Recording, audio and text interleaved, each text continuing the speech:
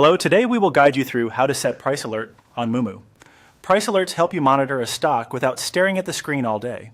They notify you when the price reaches a level you care about, so you can decide quickly whether to act. Let's walk through setting one up together. Start by opening the Moomoo app on your device and make sure you're signed in. On the home screen, look toward the top left for the market option. This is where you can browse overall market movements, indices, sectors, and individual symbols. Tap Market to enter that view. Next, choose a symbol you want to track.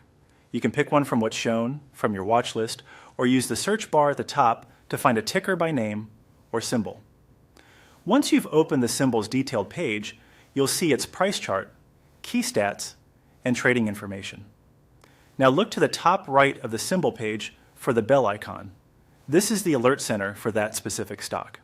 Tap the bell icon to begin creating your alert. You'll be asked to select an alert type. Common choices include when the price goes above a certain level, falls below a level, or changes by a set percentage. Pick the one that best matches your trading plan. For example, choose price above if you want to know when momentum carries the stock past a resistance level, or price below if you're waiting for a pullback to your preferred entry. After that, select the alert frequency. You can typically set it to trigger once or repeat under the same conditions. If you don't want your phone buzzing multiple times during volatile sessions, choose a one-time alert. If you prefer ongoing monitoring, pick a repeating option.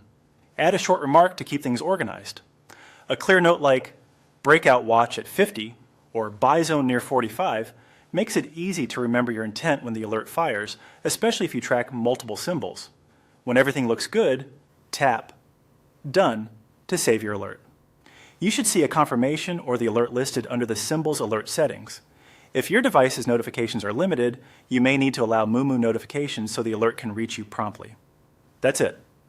You've set a price alert on Moomoo. Use this process to create alerts that match your strategy.